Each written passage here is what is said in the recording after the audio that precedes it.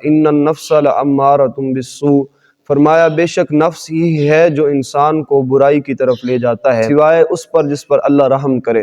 فرمایا ولا اقسم بالنفس اللوامہ، فرمایا اور میں قسم کھاتا ہوں نفس لوامہ کی، تو یہ وہ نفس ہے جو انسان کو غمگین کر دیتا ہے۔ تیسرا نفس فرمایا کہ یہ وہ نفس ہے جو انسان کو مطمئن کر دیتا ہے۔ یا ایتھا النفس المطمئنہ، جب انسان کوئی گناہ کرتا ہے پھر اس کے بعد وہ غمگین ہوتا ہے، تو غمگین ہونے کے بعد جب وہ رب کی بارگاہ میں آتا ہے، اپنے گناہ کی معافی طلب کرتا ہے اور پھر یہ پکا ارادہ کرتا ہے کہ اب میں دوبارہ یہ گناہ نہیں کروں گا، تو اس پر پھر اس کا جو نفس ہے وہ مطمئن ہو جاتا ہے، اطمینان پا لیتا ہے۔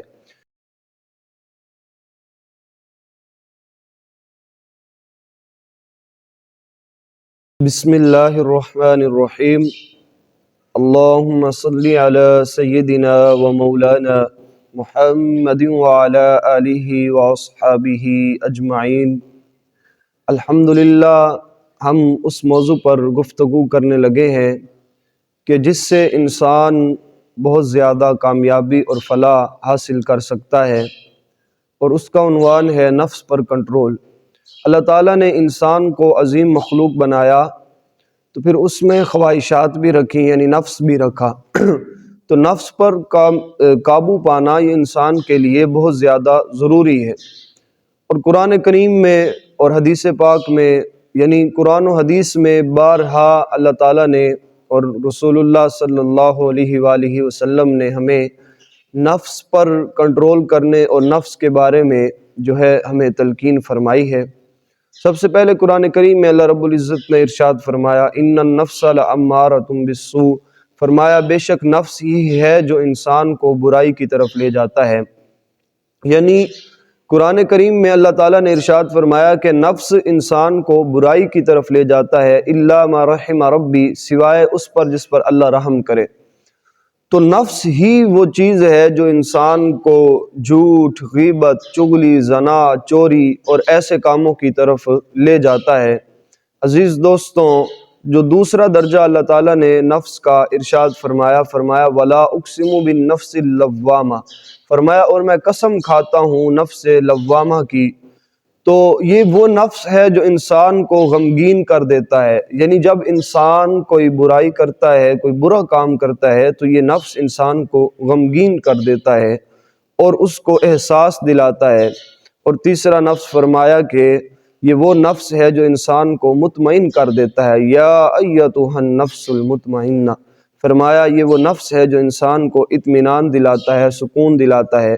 یعنی جب انسان کوئی گناہ کرتا ہے پھر اس کے بعد وہ غمگین ہوتا ہے، تو غمگین ہونے کے بعد جب وہ رب کی بارگاہ میں آتا ہے، اپنے گناہ کی معافی طلب کرتا ہے اور پھر یہ پکا ارادہ کرتا ہے کہ اب میں دوبارہ یہ گناہ نہیں کروں گا، تو اس پر پھر اس کا جو نفس ہے وہ مطمئن ہو جاتا ہے، اطمینان پا لیتا ہے۔ عزیز دوستوں، نفس کو کنٹرول کرنا یہ بہت زیادہ ضروری ہے، اور یہ اس سے انسان بہت زیادہ کامیابیاں حاصل کر سکتا ہے۔ نفس کو کیسے کنٹرول کیا جائے؟ سب سے پہلے تو اللہ تعالیٰ کی بارگاہ میں پکی اور سچی توبہ کی جائے، اور پھر توبہ کرنے کے بعد دوبارہ وہ گناہ جو انسان پہلے کرتا تھا وہ گناہ نہ کیے جائیں اور ان سے بچا جائے۔ عزیز دوستوں، نفس پر کنٹرول کرنا تو سب سے زیادہ قرآن کریم کی تلاوت کی جائے، کیونکہ انسان کا دل تب ہی اطمینان پاتا ہے اور سکون پاتا ہے کہ جب بندہ اللہ تعالیٰ کا ذکر کرتا ہے۔ تو قرآن کریم میں اللہ تعالیٰ نے ارشاد فرمایا الا بذکر اللہ تطمئن القلوب، فرمایا کہ اللہ کے ذکر سے ہی دلوں کو اطمینان ملتا ہے، سکون ملتا ہے۔ تو انسان جب قرآن کریم کی تلاوت کرتا ہے تو اللہ تعالیٰ اس کے دل میں سکون پیدا فرما دیتا ہے۔ اس لیے ہمیں قرآن کریم کی تلاوت کرنی چاہیے تاکہ ہم اپنے دلوں کو اطمینان دے سکیں۔ عزیز دوستوں، پھر فرمایا کہ صالحین لوگوں کی صحبت اختیار کرنا، نیک لوگوں کی صحبت اختیار کرنا۔ صحبت پر بہت زیادہ اثر پڑتا ہے۔ جو اچھی صحبت ہوتی ہے وہ دوسرے انسان کو اچھا بنا دیتی ہے، اور جو بری صحبت ہوتی ہے وہ دوسرے انسان کو بھی برا بنا دیتی ہے۔ تو صحبت کا اثر پڑتا ہے صحبت پر، اس لیے کہتے ہیں کہ جو دوست بنانے ہیں وہ بھی اچھے بناؤ اور نیک بناؤ تاکہ وہ آپ کو دین کی طرف لے جائیں۔ یعنی دوست ایسے ہونے چاہیے کہ جو انسان کو دین کی طرف لے جائیں، نہ کہ دنیا کی طرف۔ اور فرمایا کہ جو دنیا ہے اور آخرت، فرمایا کہ یہ دو چیزیں اکٹھی نہیں ہو سکتی، یہ الگ الگ ہیں۔ یعنی یا انسان دنیا کما لے یا پھر آخرت کما لے۔ جب دنیا کمائے گا تو آخرت نہیں کما سکتا، اور اگر آخرت کمائے گا تو دنیا نہیں، یعنی یہ دو چیزیں اکٹھی نہیں ہو سکتی۔ اور پھر فرمایا کہ وہ نماز پڑھے، یعنی نماز کی پابندی کرے۔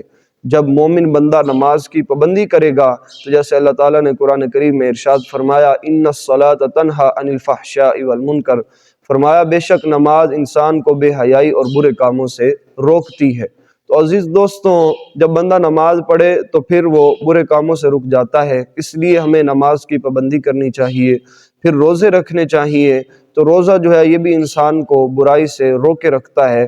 پھر جو ہے اچھے اچھے عمل کرنے چاہیے، گناہوں سے بچنا چاہیے، اور گناہوں سے بچنا یہ ہمارے لیے بہت زیادہ ضروری ہے۔ جب ہم گناہوں سے بچیں گے اور صالح عمل کریں گے، نیک عمل کریں گے، تو پھر ہمارا نفس یہ برائی سے محفوظ ہو جائے گا۔